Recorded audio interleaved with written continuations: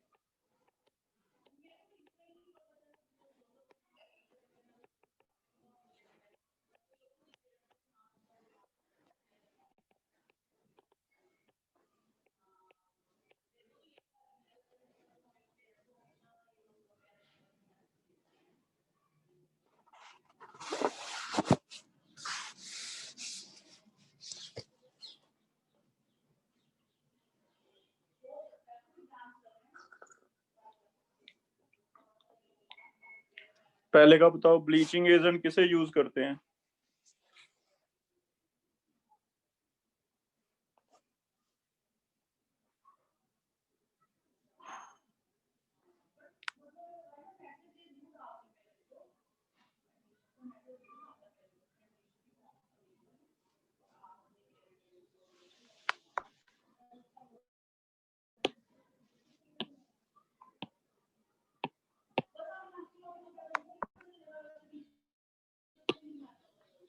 पहले का bleaching agent is sir B option. ClO2 least किसके थे? ब्रोमीन इसे मिडिल रो एनोमली कह के आए हैं, ठीक है। CO का एस्टिमेशन I2O5 कौन सा हाइड्रोलाइज नहीं होता? सारे BrCl की हाइड्रोलिसिस करो, क्या क्या बनेगा? हाँ जी, हाँ जी, अच्छा,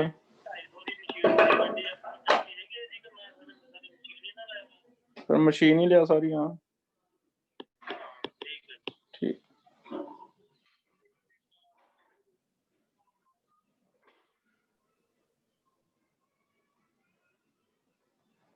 पहले में किस पे OH लगेगा? ब्रोमीन पे जो ज्यादा इलेक्ट्रोपॉजिटिव है। इसमें I पे लगेगा जो ज्यादा इलेक्ट्रोपॉजिटिव है, ठीक है। तो हाइड्रोलिसिस में पूछना बेटा, कल जो हमने हाइड्रोलिसिस का टॉपिक पढ़ा है, किसी की भी हाइड्रोलिसिस आप कर सकते हो।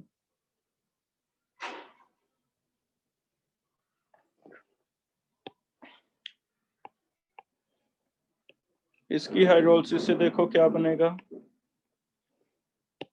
और इसकी हाइड्रोलिसिस से क्या बनेगा।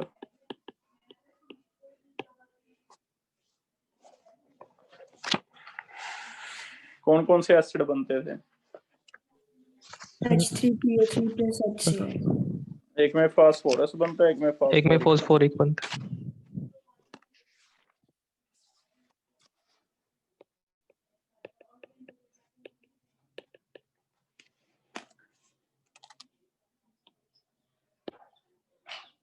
आगे स्टार्ट कर रहे हैं। एक इंपॉर्टेंट लिख लो, SbCl3 एंड बिस्मथ Cl3 की हाइड्रोलिसिस थोड़ी डिफरेंट है। अगर इसमें तुम वाटर ऐड करते हो तो दोनों में एक जैसा प्रोडक्ट बनता है। वैसे तो 3 Cl हट के 3 OH लगने चाहिए थे, लेकिन वो कहता है जैसे Sb पे एक Cl हट के एक OH लगता है, अभी दो नहीं निकले, अभी एक ही हटा है। तो यही वाला आगे O डबल बॉन्ड बना लेता है Sb के साथ, और यहाँ से H और Cl इसी में से निकल जाते हैं, जिससे पीछे बचा SbOCl plus HCl। SbO positive Cl negative बन जाता है। ऐसी सेम बिस्मथ के साथ होता है, BiO पॉजिटिव Cl नेगेटिव बन जाता है। इनके आयन पेयर की स्टेबिलिटी की वजह से हो सकता है ऐसे हुआ हो। तो एक ये अलग से इंपॉर्टेंट बना के याद रख लो कि NCl3 हमने कल किया था, PCl3 AsCl3 सबका हाइड्रोलिसिस एक जैसा था। 3 Cl हट के 3 OH लगे थे। इसमें थोड़ा सा डिफरेंस है,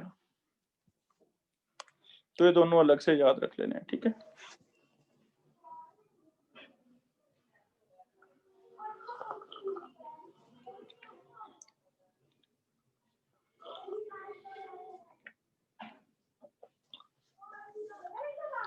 नेक्स्ट टॉपिक स्टार्ट कर रहे हैं। हेलाइड्स हमने पढ़ लिए थे। आज हमने आगे टॉपिक स्टार्ट करना है ऑक्सी एसिड्स। ऑक्सी एसिड तीनों फैमिली के डिस्कस करने हैं। पहली बात तो ऑक्सी एसिड का मीनिंग है जिसपे OH लगा हो और H जहां से रिलीज होगा। अगर ऑक्सीजन के साथ वाला H रिलीजेबल है, उन्हें हम ऑक्सी एसिड्स कहेंगे। MO नेगेटिव H पॉजिटिव बनता है।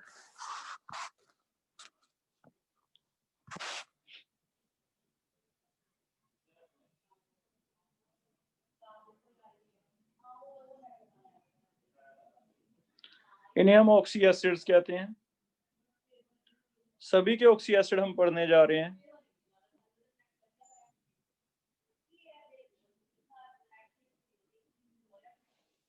सबसे पहले स्टार्ट कर रहे हैं हैलोजन के, उल्टा पढ़ा रहा हूं। Oxy acids of halogens.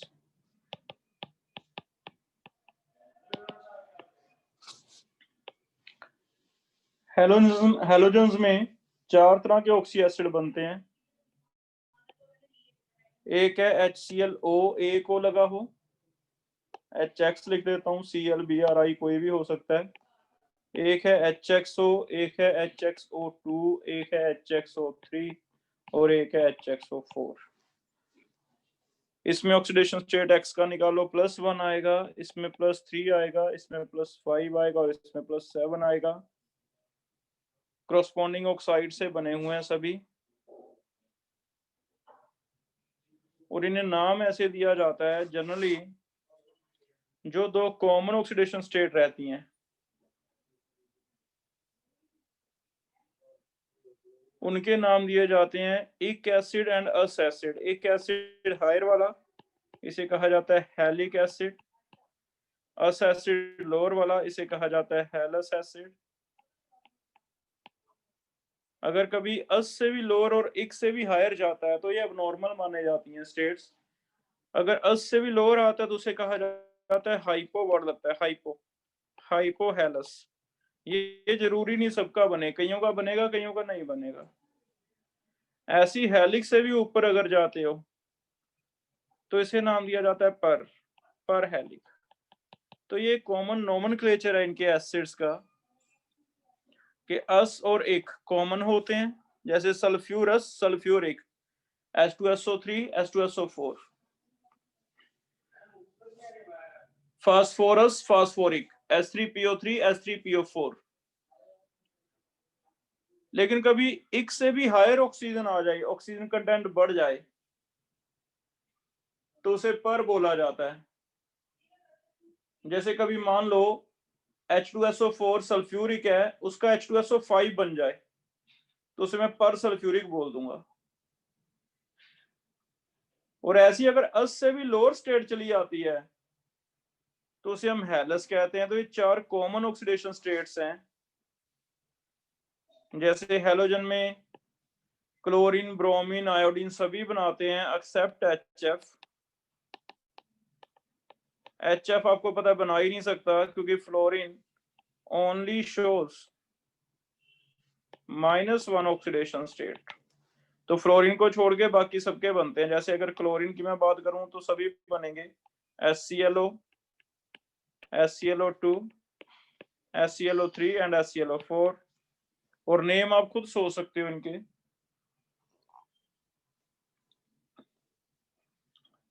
Middle वाले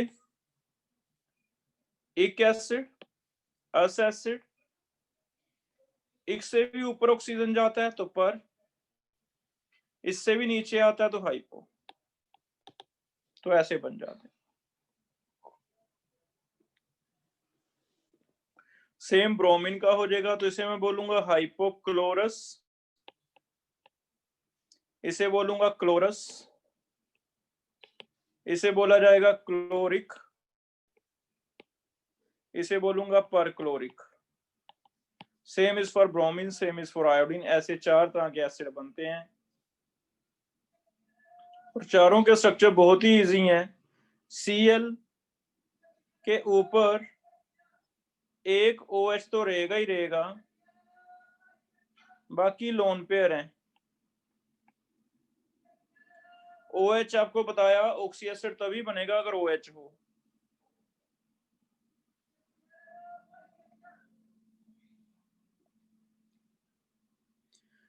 जैसे जैसे O बढ़ेगा, हमें पता है लोन पेयर है, डबल बॉन्ड बनाते जाओ तो शेप हाइब्रिडाइजेशन आप खुद निकाल सकते हो। एक OH है, एक डबल बॉन्ड हुआ है, 2 लोन पेयर रह गए। sp3 tetrahedral angular shape. इस पे एक OH है, 2 O एक्स्ट्रा आ गए,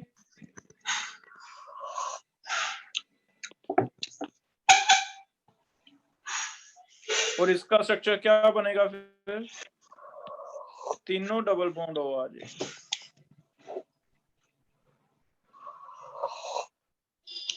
तो ऐसे हम कर सकते हैं, एक है हाइपोक्लोरस, एक है क्लोरस, एक है क्लोरिक,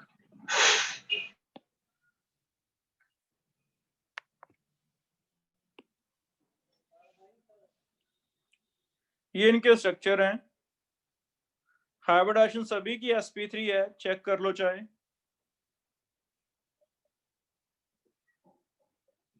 हाँ, स्ट्रक्चर ये टेट्राहेड्रल, ये पिरामिडल,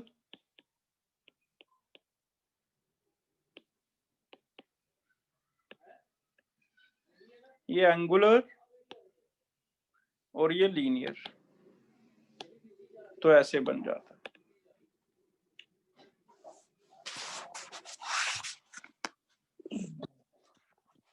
बेसिसिटी अगर पूछता है बेटा, तो बेसिसिटी का मतलब होता है OH कितने हैं, क्योंकि जितने OH हैं वो H रिलीजेबल हैं। तो अगर आपसे पूछा जाए इनकी बेसिसिटी कितनी है, तो नेक्स्ट पेज पे बता रहा हूं। दो चीजें हमें इसके बारे में पूछेगा। बेसिसिटी, बेसिसिटी का मतलब होता है, याद रखो, वैसे तो होता है नंबर ऑफ रिलीजेबल H,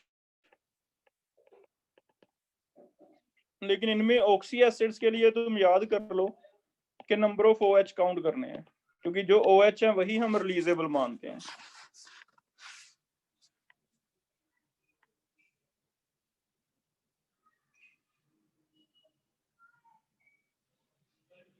और एक पूछेगा स्ट्रेंथ ऑफ ऑक्सी एसिड, तो स्ट्रेंथ होगा number of oxygen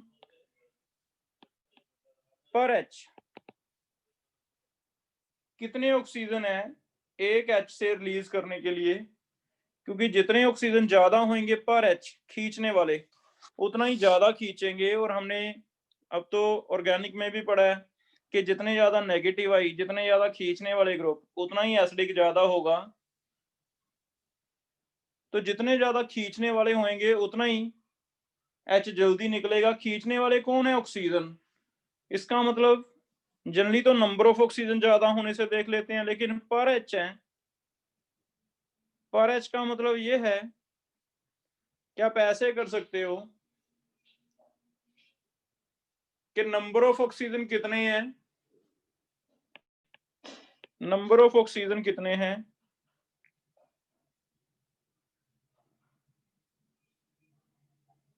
divide number of OH कर दो। जिसका ये ज्यादा है उसकी एसिडिक स्ट्रेंथ भी ज्यादा होगी।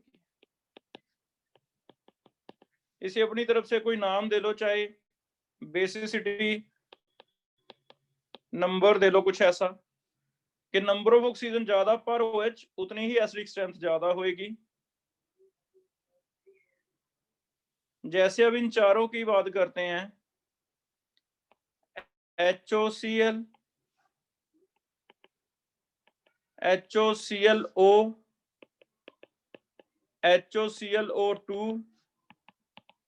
HOClO3। मींस बेटर है अगर ऐसे लिखा जाए तो ज्यादा बेटर है कि HOCl तो रहेगा ही रहेगा, उसके आगे O बढ़ता रहेगा, बजाय इसके कि हम इकट्ठा लिख दें। ये ज्यादा बेटर है लिखने को। चाहे मैं इसे HClO4 लिखता हूं, लेकिन बेटर है आप ऐसे याद करो तो HOClO3। अब इसमें दोनों चीजें चेक करते हैं। मान लो बेसिसिटी पूछी जा रही है, तो बेसिसिटी इसमें एक H रिलीजेबल है, there is one releasable, there is one releasable, there is one, सभी में वन वन H है। लेकिन स्ट्रेंथ किसकी ज्यादा है?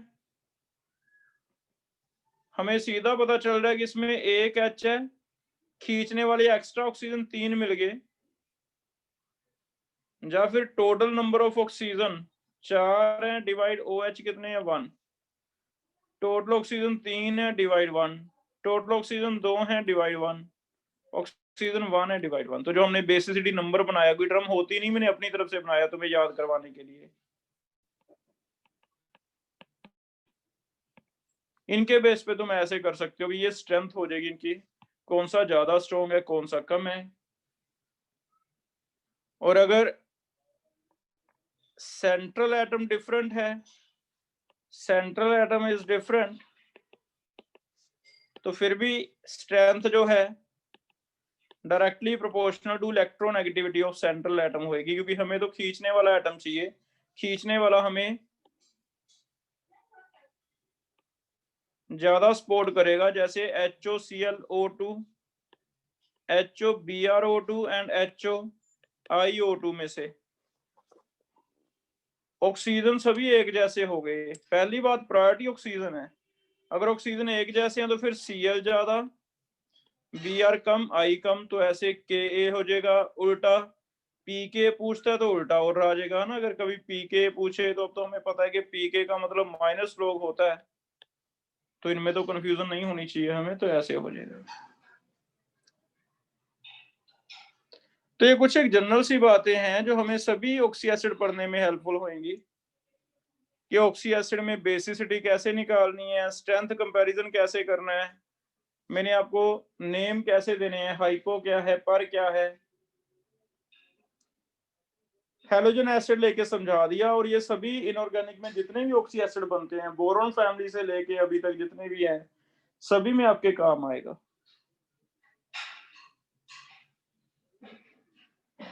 और दो एसिड आपको पहले भी बताए हुए हैं, एक होता था मेटा और एक होता था पायरो। मेटा का मतलब होता था जैसे बोरिक एसिड है, मेटा का मतलब होता था एक में से एक वाटर निकल जाए, एक एसिड में से एक वाटर निकल जाए, पीछे जो भी फॉर्मूला बनता है उसे हम नाम मेटा दे देते हैं। ये मेटा है, किसका मेटा है, बोरिक का। और पायरो होता था दो में से एक वाटर निकल जाए, दो में से एक वाटर निकल जाए तो क्या बनेगा, चेक करते हैं। हमें पता है ये OH अब तो हम ऑर्गेनिक पढ़ के बैठे हैं, हमें पता है जब हीट करेंगे तो अगर कम टेम्परेचर पे हीट करेंगे तो आपस में दो OH में से वाटर निकल के ऐसे जुड़ेगा, और इसका फॉर्मूला क्या बनेगा, ध्यान से देख लो। बोरोन ऑक्सीजन बोरोन जुड़ गए, इस पे भी दो OH हैं और इस पे भी दो OH हैं, ऐसे बन सकता है। इसे हम लिख सकते हैं H4B2O5, ऐसे बन सकता है। तो पायरो का मतलब है दो में से वाटर निकालना, मेटा का मतलब है एक में से वाटर निकालना। ये जनरल टर्म्स हैं, एक्सेप्शंस आर देयर कई कई केसेस में, लेकिन ये जनरल लेके हम कुछ चीजें इनमें तीनों फैमिलीज की डिस्कस करेंगे। पहला नेमिंग से स्टार्ट करेंगे, कॉमन नेम अस, एक से ज्यादा, पर उससे नीचे हाइपो। दूसरा बेसिसिटी, नंबर ऑफ OH। तीसरा strength, number of oxygen by number of OH। चौथा अगर सेंट्रल एटम डिफरेंट है तो कैसे होगा। मेटा और पायरो, मेटा का मतलब एक में से वाटर निकालना है, पायरो का मतलब दो में से वाटर निकालना है। अब इसे लेके हम सभी एसिड की डिस्कशन करने जा रहे हैं। जैसे नेक्स्ट फैमिली स्टार्ट कर रहे हैं, नेक्स्ट फैमिली के एसिड, इसमें तो चार ही ज्यादा बने थे, हाइपोहेलिस, हेलस, हेलिक एंड परहेलिक। और चारों की बेसिसिटी, स्ट्रेंथ कंपैरिजन वो आपको बता दिया। अब आगे स्टार्ट करने जा रहे हैं, मान लो सल्फर, सेकेंड ऑक्सीजन फैमिली की बात करें, ऑक्सीजन फैमिली में सल्फर के एसिड पढ़ा देता हूं। सल्फर के ज्यादा इंपॉर्टेंट है, बाकी सबके मान के चलो सिमिलर होंगे। ऐसी नाइट्रोजन फैमिली में फास्फोरस के ज्यादा बनते हैं, बाकियों के सिमिलर होंगे अगर आता है तो। सल्फर के एसिड कौन कौन से बनते हैं, दो आपको कॉमन याद आ रहे होंगे नेम, माइंड में सोचो। एक H2SO4 याद आ रहा होगा और एक H2SO3 याद आ रहा होगा, सल्फ्यूरिक एंड सल्फ्यूरस। तो दो एसिड तो इसके कॉमन हो गए, एक है सल्फ्यूरस और एक है सल्फ्यूरिक।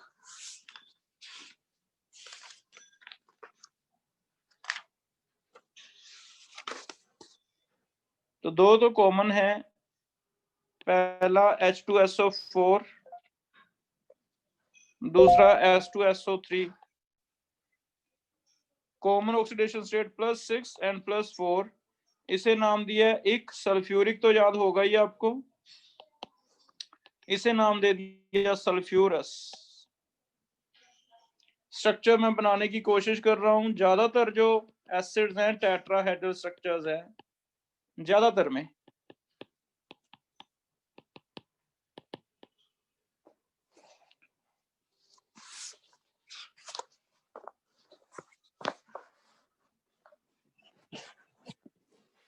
हाइपो याद रखो, इसका बनता नहीं है। अगर इनके बारे में बेसिसिटी डिस्कस करनी हो तो तुम खुद देख के बताओगे, मैं तुम्हें कुछ नहीं बता रहा। हाइब्रिडाइजेशन शेप, मैं तो सिर्फ शेप बना के दे दूंगा, उसके बेस पे तुम्हें बेसिस अपने आप पता होने चाहिए कि 2 OH है तो बेसिसिटी 2 है, 2 OH है तो बेसिसिटी 2 है। हाइपो इसका नहीं मिलता बेटा हमें, हाँ H2SO5 मिलता है। तो H2SO5 को मैं क्या बोलूं, सल्फ्यूरिक हो गया था, सल्फ्यूरस हो गया था, सल्फ्यूरिक से भी ज्यादा ऑक्सीजन है, तो ये बनता है पर।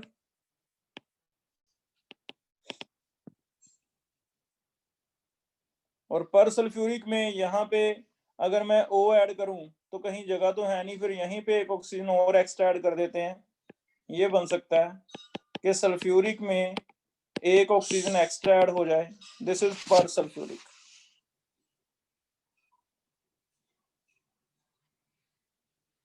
तीन हो गए। अब मान लो हमें कहता है तीनों का स्ट्रेंथ का ऑर्डर बताओ, स्ट्रेंथ क्या होगा। तो यहां मैं नंबर लिख रहा हूं, बेसिसिटी नंबर H2SO4 का, H2SO3 का एंड H2SO5 का। चलो ऐसे कर लो 3 4 5। नंबर ऑफ ऑक्सीजन 3 में बोलो, ये वाले में नंबर ऑफ ऑक्सीजन है 3 और OH कितने हैं 2, तो 3/2। ऐसे सब में निकालो और खुद डिसाइड करो कि क्या लगता है आपको।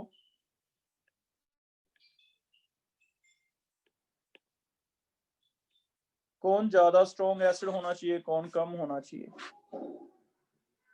तो चेक करो, मेरे ख्याल में सीधा आंसर है 2.5 to 1.5। तो this is increasing order of strength. Hyposulphurous नहीं मिला हमें, तो ये 3 एसिड ही मिलते हैं, हाइपो नहीं मिलता भी। हाँ, लेकिन इनमें हाइपो की कमी ऐसे पूरी हो जाती है कि ये पायरो सल्फ्यूरिक बनाते हैं, पायरो सल्फ्यूरिक हमें मिला है। अब पायरो सल्फ्यूरिक एसिड मेटा नहीं मिला, पायरो तुम कह सकते हो मिला है।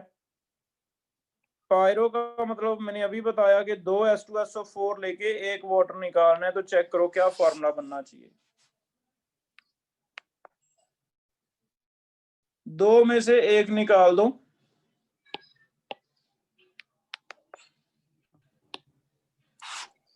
ओलियम। H2SO7 H2S2O7 7 बन जाएगा, इसे हम ओलियम भी कहते हैं, तो ऐसे बने। ठीक है, तो पायरोसल्फ्यूरिक ये होता है H2S2O7। इसका स्ट्रक्चर अगर बनाए तो ऐसे बना सकते हैं, दो आपस में जुड़े, वाटर निकला,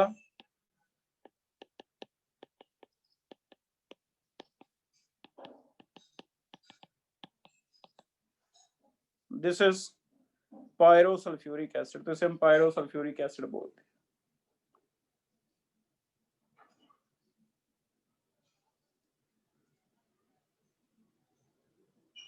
ठीक है,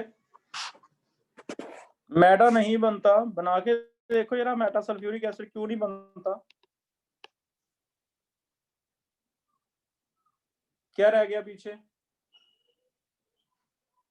SO3 SO3। तो SO3 तो गैस है हमें पता है, तो इसलिए मेटा पॉसिबल नहीं है, मेटा नहीं बनता, पायरो बनता है। तो हाइपो नहीं बनता लेकिन पायरो बनता है, ये याद रखना है। और इसकी बेसिसिटी 2 OH है, तो बेसिसिटी 2 है।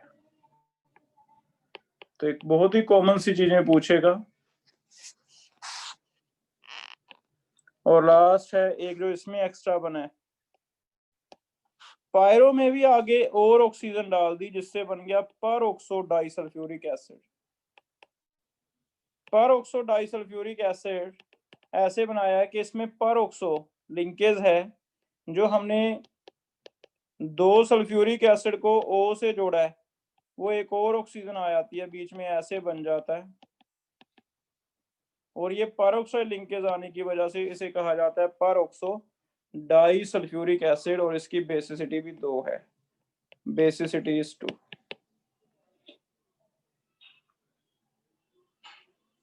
तो सल्फ्यूरस, सल्फ्यूरिक, पर sulphuric acid, pyro sulphuric acid, pyro को कई बार डाइसल्फ्यूरिक एसिड भी बोल देगा। पायरो में एक और ऑक्सीजन बीच में ऐड कर दी, उसे कह दिया पर ऑक्सो डाइसल्फ्यूरिक एसिड। तो इसके 5 एसिड बन गए।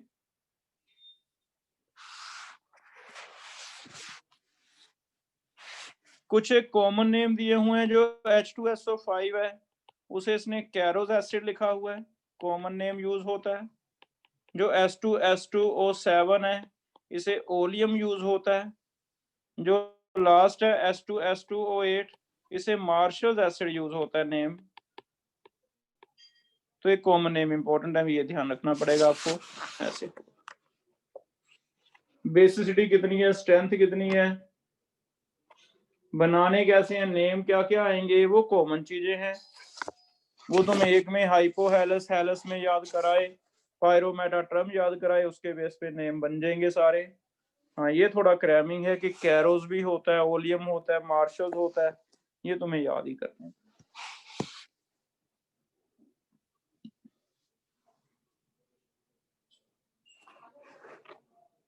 ठीक है, हो जाएगा ये। फिर से देखो, H2SO3 कौन सा एसिड है? सल्फ्यूरस। सल्फ्यूरस। बेसिसिटी 2 होगी।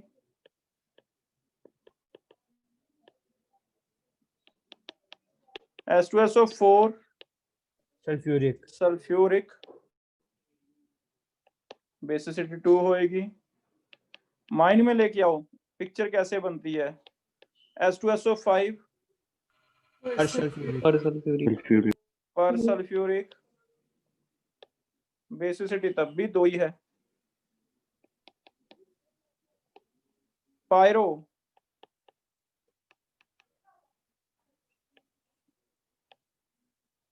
बेसिसिटी तब भी 2 ही है।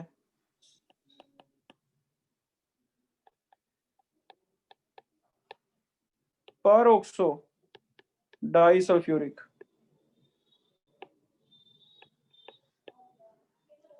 तो इन्हें याद करना इजी हो गया कि बेसिसिटी तो 2 ही रहनी है सबकी।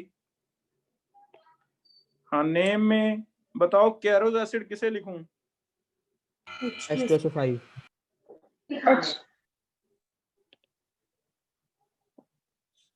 इसे लिखेंगे ओलियम और इसे लिखेंगे मार्शल्स। तो ऐसे हो,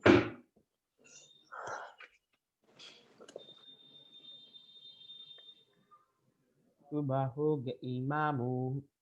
ठीक है। चेक करो भी इसमें कोई डाउट है।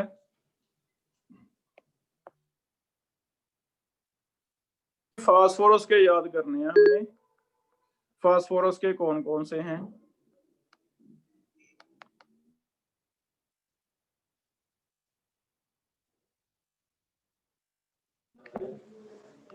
तीन कौन कौन से थे?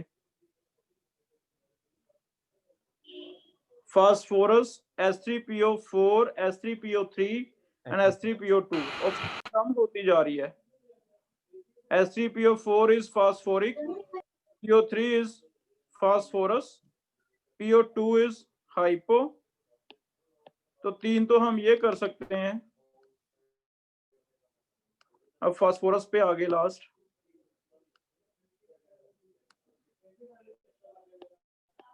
फास्फोरस के ज्यादा मिलते हैं हमें।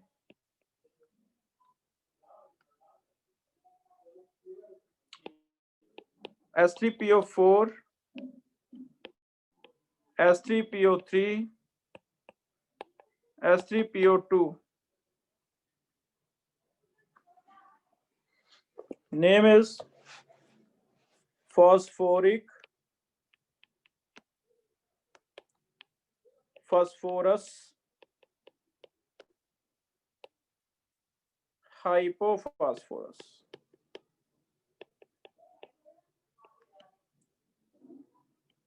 याद रखो इसमें पर नहीं बनता, सल्फर वाले में पर बनता है, हाइपो नहीं बनता, ऐसे याद कर लो। हेलोजन में चारों बनते हैं, ठीक है। सल्फर वाले में याद करो कि हाइपो नहीं बनता लेकिन पर बन जाता है। फास्फोरस में उल्टा है, पर बनेगा, हाइपो बनेगा, सॉरी पर नहीं बनेगा।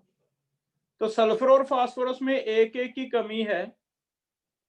फास्फोरस में हाइपो बनता है, सल्फर में पर बनता है, ऐसे होगा।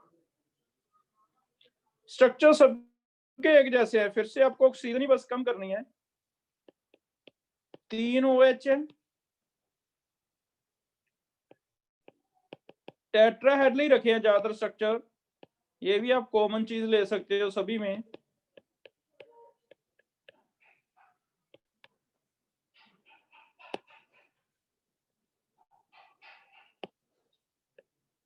एक एक ऑक्सीजन कम करते रहो, ऐसे बनेगा। तो एक फास्फोरिक है, एक फास्फोरस है, एक हाइपोफास्फोरस है, 3 बन जाते हैं।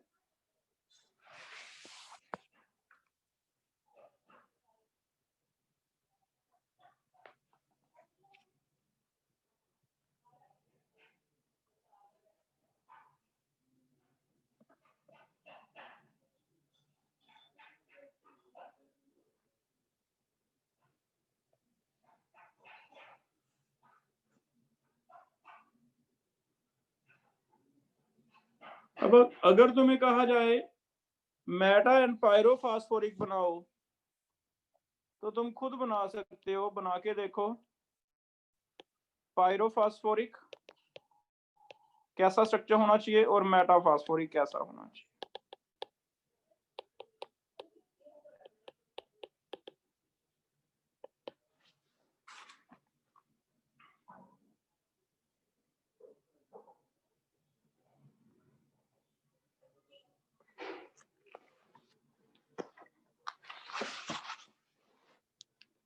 पायरोफास्फोरिक 2 ले लो और इसमें से एक वाटर निकाल दो। चेक करो क्या बनेगा।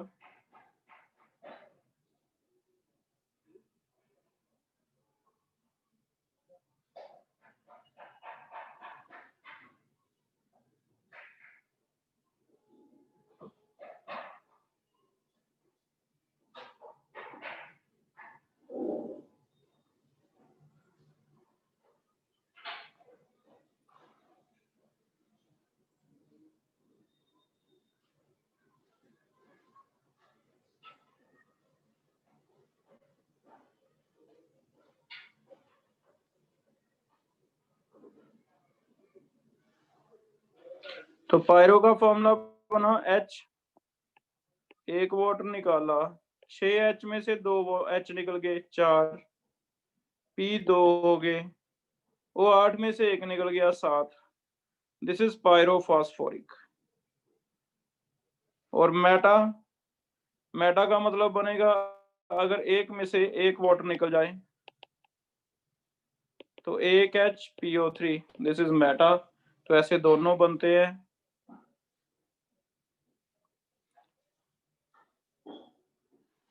पायरो का स्ट्रक्चर तो ऐसे बन जाएगा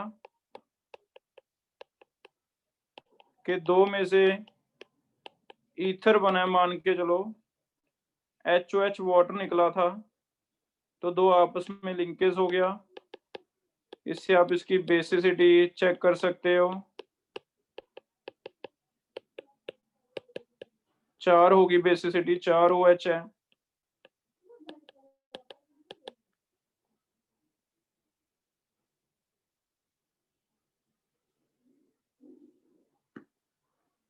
और HPO3 का स्ट्रक्चर कैसे बनेगा?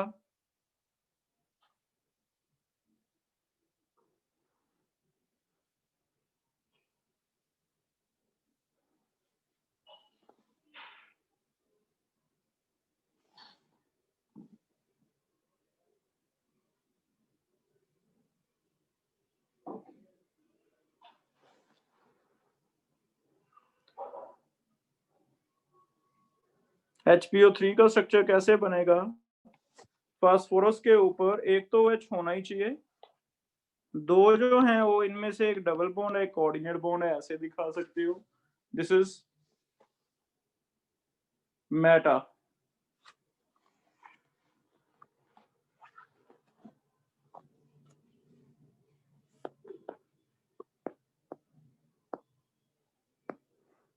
और basicity 1।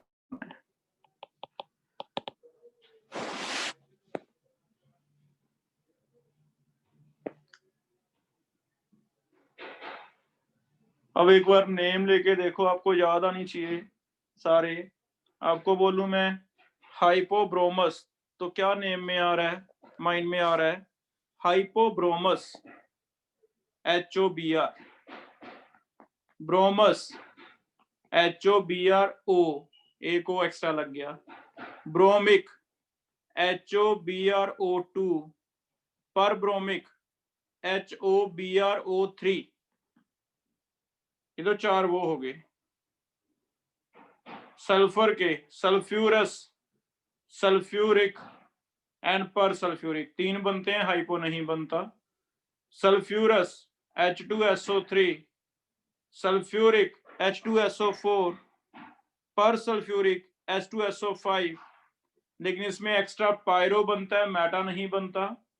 Pyro sulphuric acid, 2 H2SO4 में से एक वाटर निकाल दो, 2 H2SO4 करके एक वाटर निकाला तो ये बनेगा H2S2O7। और इसी में एक ओ एक्स्ट्रा और ऐड कर दें तो उसे हम कहते हैं H2S2O8, जिसे नाम दिया है परऑक्सो डाइसल्फ्यूरिक एसिड। तो ऐसे बन जाए। फास्फोरस में पर नहीं बनेगा, हाइपोफास्फोरस, फास्फोरस, फास्फोरिक, 3 बनते हैं। पर नहीं बनता, लेकिन इसमें मेटा और पायरो दोनों बनते हैं, मेटा भी बनता है, पायरो भी बनता है। ठीक है। और लास्ट पे है कुछ एक इंपॉर्टेंट बातें और, इनमें से फास्फोरस एसिड के बारे में लिखना है।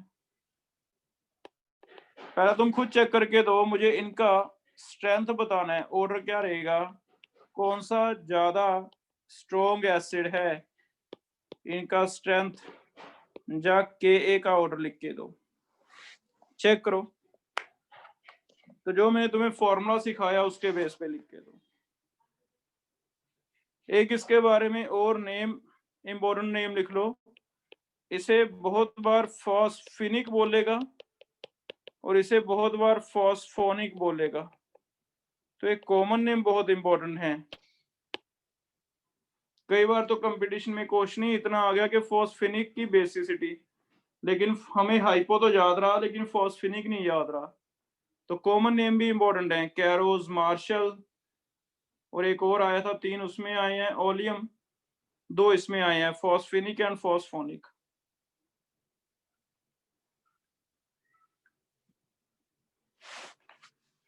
चेक करो, क्या कोई बता सकता है कि स्ट्रेंथ का क्या ऑर्डर आएगा?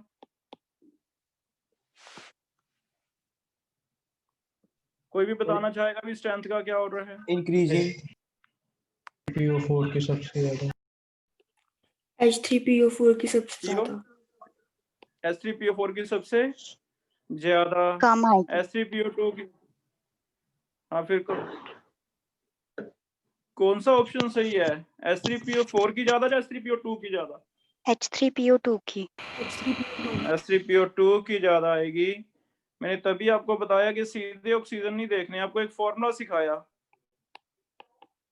करो formula, number of oxygen upon basicity.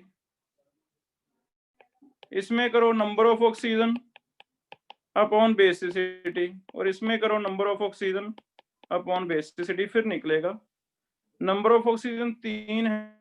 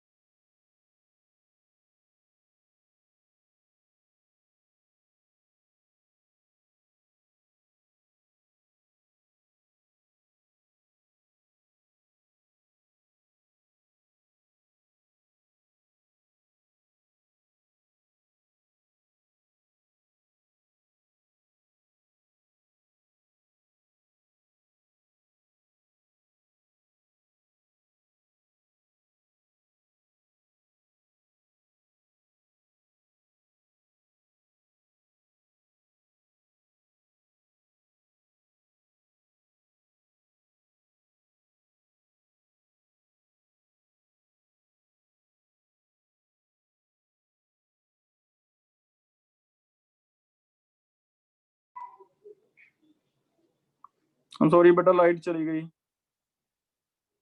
बीच में।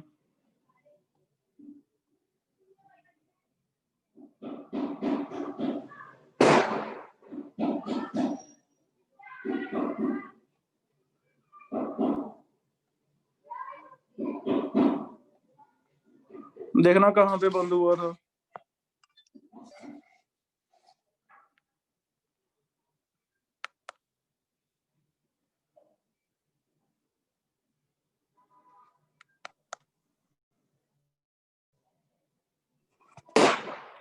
ये करेक्टर पढ़ा दिया था मैंने, रिड्यूसिंग करेक्टर। यहाँ पे देख लो कहाँ बंद हुआ था। ये हो गया था पॉली वाला, पॉलीमेटाफॉस्फोरिक।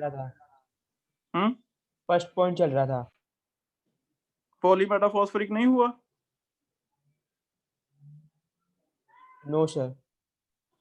फर्स्ट पॉइंट हो गया था ना, स्ट्रेंथ कंपैरिजन बता दिया था। इसमें 2/1 है, इसमें 3/2 है, इसमें 4/3 है।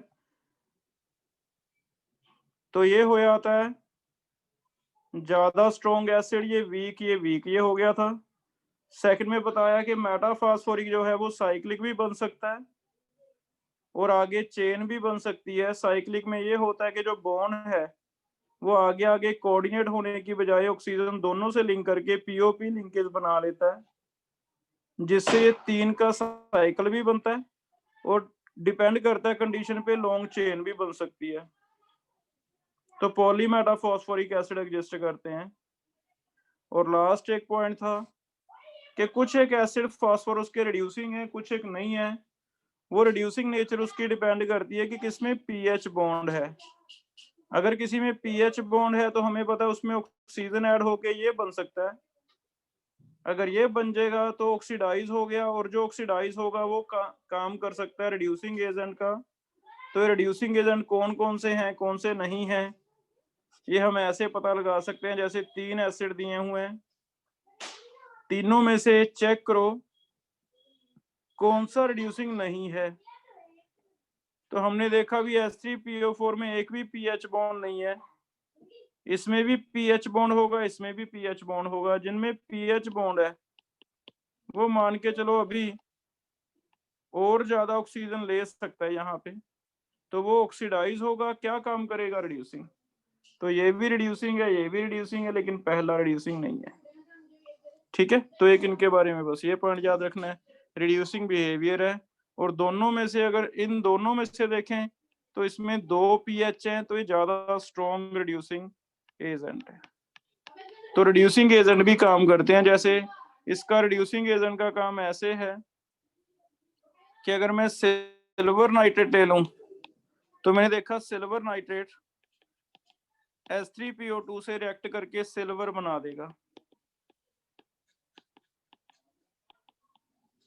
H3PO2 ऑक्सीडाइज हो जाता है H3PO4 में और सिल्वर रिड्यूस हो जाता है। तो यहाँ इसका रिड्यूसिंग बिहेवियर है, ये ऑक्सीडाइज हुआ है और ये रिड्यूस हुआ है। तो बस ये एक एक्स्ट्रा करैक्टर है इसका कि जिसमें भी पीएच बॉन्ड है वो रिड्यूसिंग का काम कर सकता है। कौन रिड्यूसिंग है कौन सा नहीं है, पीएच बॉन्ड देखना है। अगर पीएच बॉन्ड है तो वो रिड्यूसिंग है। और लास्ट 4th पॉइंट इज, एक H3PO3 को अगर हीट कर दें तो ये H3PO4 एंड PS3 भी बना देता है। ये +3 है, ये +5 है, ये -3 है। चेक करो क्या ये डिस्प्रपोर्शनेशन हो रही है, ऑक्सीडेशन यस सर। रिडक्शन। तो ये ऑक्सीडाइज, क्योंकि मिड हमने पढ़ा ही है कि जो इन बिटवीन ऑक्सीडेशन स्टेट होती है वो दोनों बना सकती है, ज्यादा भी और कम भी। तो इसे हम कहते हैं डिस्प्रपोर्शनेशन। तो on heating H3PO3 undergoes disproportionation, क्या क्या बनाती है H3PO4 एंड PS3। तो रिड्यूसिंग नेचर, ये वाला पॉइंट, डिस्प्रपोर्शन, ये इसके कुछ एक्स्ट्रा पॉइंट है। पॉलीमेटाफॉस्फर, बाकी सबके एक जैसे हैं। फिर से देख लो, हैलोजन के 4 एसिड बने, अस एसिड, इक एसिड, अस से नीचे हाइपो, इक से ऊपर पर। सल्फर का हाइपो नहीं बना, पर बन गया। फास्फोरस का पर नहीं बना, हाइपो बन गया। पायरो और मेटा जनरल टर्म्स हैं, जिसमें कहेगा बना के देख लो, बनता तो बनेगा।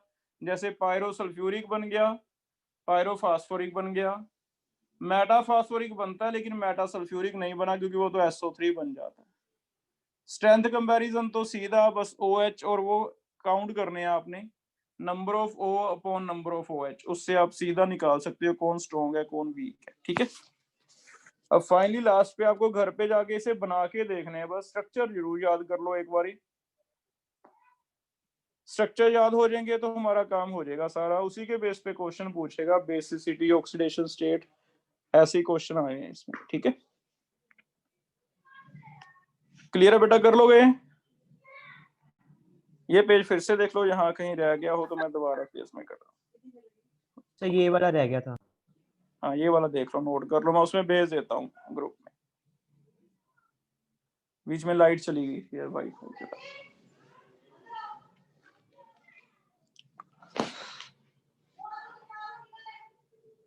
ठीक है बेटा, कर लोगे? चलो इतना करो। प्रॉपर्टीज हमारी एक बार ऑलमोस्ट कंप्लीट हो गई हैं। ठीक है, अब हम एक एक फैमिली के बारे में जो डिटेल डिस्कस करनी है वो पढ़ेंगे। नाइट्रोजन में नाइट्रोजन के कंपाउंड डिस्कस करेंगे, सल्फर में सल्फर के कंपाउंड डिस्कस करेंगे, ऐसे पढ़ेंगे।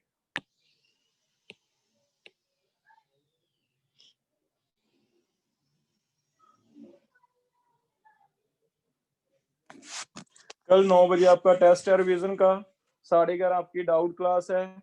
कल पी ब्लॉक की क्लास नहीं होएगी शाम को। जितना हो गया इसे अच्छी तरह कर लो। मंडे तक दोबारा स्टार्ट करेंगे, मंडे को आगे स्टार्ट करेंगे पी ब्लॉक का क्लास शाम को। ठीक है, परसों थर्मोडायनेमिक्स का टेस्ट है आपका, 2 टेस्ट आ गए इस बार।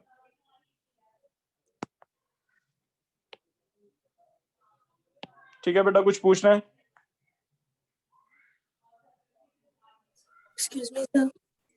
यस। सर I2O5 से CO की एस्टिमेशन कैसे होती है? I2O5 CO को CO2 बना देता है और खुद I2 बन जाता है, आयोडीन। आयोडीन जो है वो स्टार्च के साथ ब्लू कलर देगा, तो आयोडीन को आप डिटेक्ट कर सकते हो। इस तरह कहीं पॉइजनस गैस ना बनी हो, वहां I2O5 के क्रिस्टल रख दो, आपको वायलेट कलर का आयोडीन बना दिखाई देगा। और कंफर्म करने के लिए आयोडीन का स्टार्च के साथ ब्लू वाला टेस्ट कर लो, ऐसे करता है। ठीक ओके है, सर। Yes sir. और कोई डाउट है बेटा? चलो ठीक है, फिर नेक्स्ट क्लास में मिलेंगे। ठीक है।